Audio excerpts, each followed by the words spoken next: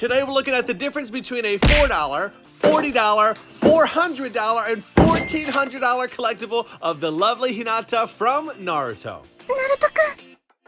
What's the difference between a $4 and $1,400 collectible? While some answers may seem obvious, money, money, money, money, money, money, money, money, money, money. We're gonna explore the topic by looking at 4 different collectibles so that you can see things firsthand. I'm giving away one of the Hinata shown in the video as well, so stay tuned for details on that. Without delay, let's check them out. Our first collectible comes from the Naruto keychain or bag clip series. They've released 4 series so far, and I believe series 5 is coming out very soon. I have that on order. Can't wait to make a fun video with those. We're gonna open up a whole entire box, but if you were lucky enough to pull Hinata, so this is what she would look like here. Pretty good overall, especially for the price. We have that clip on top and the ugly looking information on the back for her. I hate that production, but that's what you get with cheaper collectibles sometimes, is you have all that crap on the plastic, that seam line in the middle as well. But still, again, for the price, a very neat collectible, especially if you are into keychains. Again, look forward to busting open Series 5 in the future, but on to the next box. We have the Vibration Stars version that actually just recently came out as well. I've never owned or opened any of these, but I've seen lots of pictures and have been impressed by those thus far.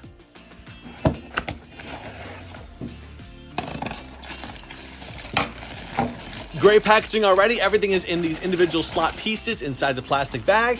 What's nice about this one, again, it was $40, is because it is plastic. It's not very Alrighty then, so as I was saying, because it's $40, it's made of cheaper material, plastic or PVC. We have this classy looking oval base, that production information on the bottom there, rather than the actual figure itself, a little bit better.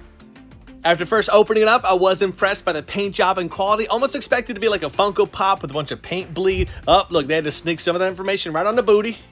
I think they do have that printed on there though for authenticity purposes, so a necessary evil. But going into the twin lion fist that they had sculpted here, they do separate so they can connect onto the hand. I almost thought they would have like a separate hand sculpt that would fit in, but it actually goes right over top for hand, and there is 2 of them.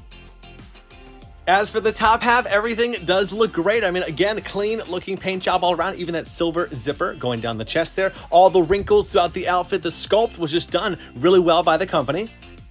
On that cufflink is a black mark that unfortunately I can't take off. Sometimes that does happen with these figures, not really a paint issue. There's a seam line in the middle of her hair as well. It always happens with these plastic figures because different pieces are molded and sculpted separately. So we'll go ahead and get the twin lion fists on off camera.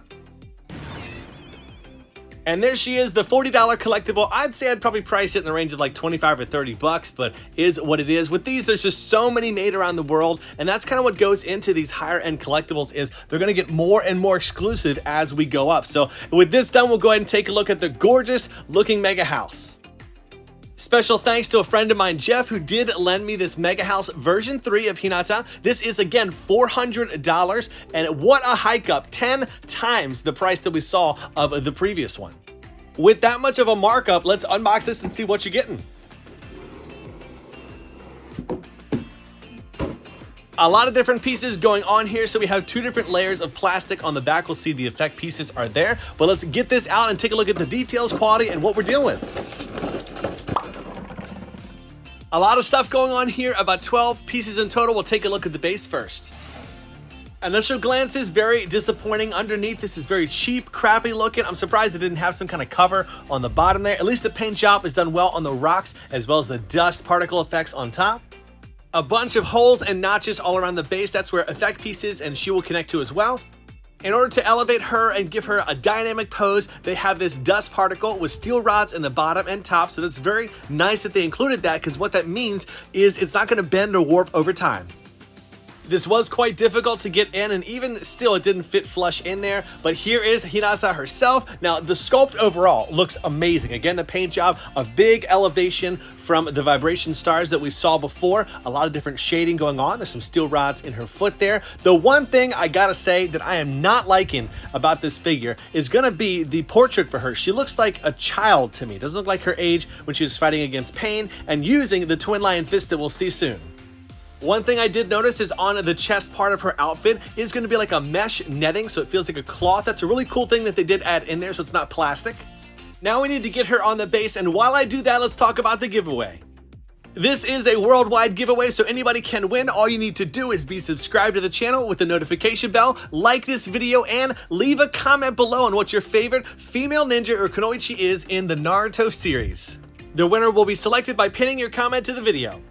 And there she is mounted onto the base. So this is where it kind of takes it from feeling like a figurine to more of a statue. Even though it's made of plastic, I always think of statues being made of resin, but this one does feel like a statue, especially when we're adding giant effect pieces like this. Here's the first of the twin line fists. My gosh, did they really animate these and make these crazy dynamic looking? I never remember them having this much of an effect piece flowing like this. This is another part of the whole Mega House series that kind of is just so different for me, is they make the characters and the jutsus look very glamorous, right? Not flashy, but glamorous looking, as if they're posing for some kind of magazine cover.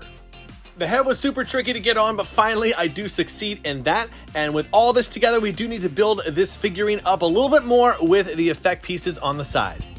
The crazy thing is the rock and dust feels so dense, hard, and heavy that I'm not sure if these are actually made of some kind of resin material or if they are actually plastic. Either way, they do feel nice quality to them. There is the initial three that go onto the base, gives it a nice whirlwind effect surrounding her. On the backside is where we'll do the fourth piece, which is kind of an odd one where it does connect to one other piece as well. So like piggybacks on top of it. You can see that little notch there connects to the actual plastic. So there is everything connected. Kind of cool. I do love how it does give it a different presence and feel altogether, a lot more movement to it. But the two things I really don't like is, again, her portrait looking like a child, and the bottom of the base. It's just ugly, the round, cheap feel to it. They could have made it look much more like an organic piece was taken from the battlefield as she's battling pain. I want to showcase real quick. This is my model palace Hinata with Naruto in the background. So this one cost about $450, so a little bit more, made of resin. You can see such a very different scene. It's like it's being taken from the actual series. Naruto in the background, first of all, right? The portrait and emotion on this one is killer. She looks ready to defend and fight. You can see the twin lion effects as well aren't as over the top as we saw for the Mega House. One thing I dislike also is there's no edition size to the Mega House on my left, so they could print thousands upon thousands. It's not really feeling like a true collectible, especially for the $400 price tag. Moving on to the most expensive, this is the $1,400 Iron Kite Studio quarter scale Hinata statue. The box is ridiculously huge, and again, this is about 3 to 4 times the price of the previous Mega House. On the bottom, you'll see 388 were made in the entire world. That is a really exclusive item to own. It does come with an official certificate of authenticity, so you know it is real. It does have that edition size on there as well as some other information. There's a little seal on here, so again, you even know the C of A is authentic itself. The statue does come with 2 different nameplates. We have the first one here in English with pink lettering, and the second is in Japanese. We can see the kanjis on there. So more of a headband style. There is the difference between the two. The bottom portion of the base is that round, classy looking style with some textures all throughout. If we look at the very top, we'll see it looks like it was taken exactly from the battlefield where she faced off versus Pain. In order to add some motion to the statue, we have a bunch of different dust effects that were included on here, painted to look much more realistic than the previous one that we saw that was kind of dirty, brown looking. This is more white with some stones and rubble in there. The first effect attaches with magnets, and the second is going to attach with a steel rod that we'll see on here. Just such a much different quality compared to the previous. Most statues are primarily made up of resin. Resin can be very fragile, easy to break, but that kind of goes into the notion that we're using high quality materials here for the statue. And not only is the material higher quality, but the way that they bring it to life is much more manual, the process. Most of the previous things we've seen come out of plastic molds, while this one has a lot of things that are hand painted, handcrafted, real people pouring artistry into the piece. On the bottom of this foot, we'll see a notch with a steel rod. Now, all along the pant cuff right here, we'll see a bunch of dirt was sprayed on there to, again, further reinforce the fact that dust, dirt, rubble's flying everywhere. I just love the way that they did the paint job for her outfit. These notches that you see all throughout the body will have effect pieces attached to it later. The chest area of the statue looks very proportionate. As you'll see, the arms and head are missing, so we'll attach those very soon. Now, you may have been thinking that we're done at the base of the statue, but we are not. There's actually some extra effects that we do need to put on here. I mentioned this notch before. Here is the first effect, and there are 2 others that attach after this one.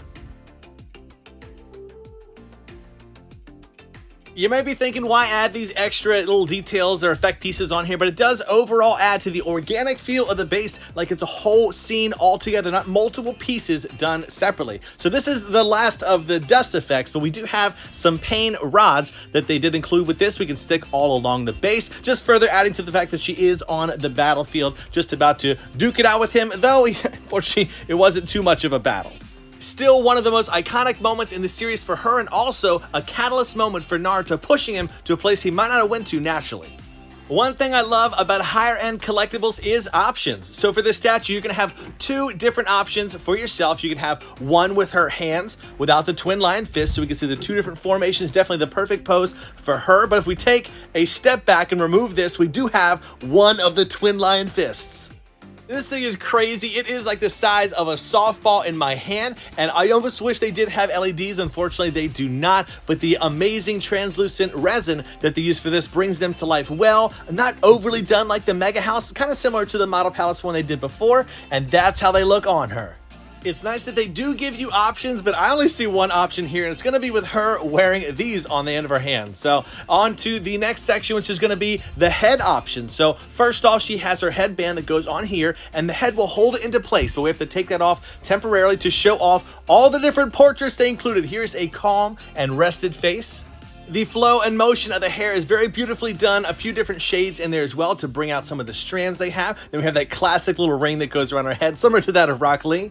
While this is cool, we have a second option here where some blood is dripping down her forehead from that battle. Crazy cool, brings a whole different emotion and feel to the statue. There's also a third head, but I lost the footage for that somehow, but we do have it showing up right here. We'll transition. Which portrait is your favorite? 1, 2, or 3? Love the third angry expression, adds another feel to the statue. So here are two different stands, and these are what I would call bust stands. If you want to, you can take the heads you don't use, put them on these stands, and display them next to your collection or statue. I personally don't like heads randomly scattered in my room, so they're probably going back in the box. Here is how she looks all together. Absolutely beautiful. 3 to 4 times the price of the Mega House, and let me tell you, worth it over and over again.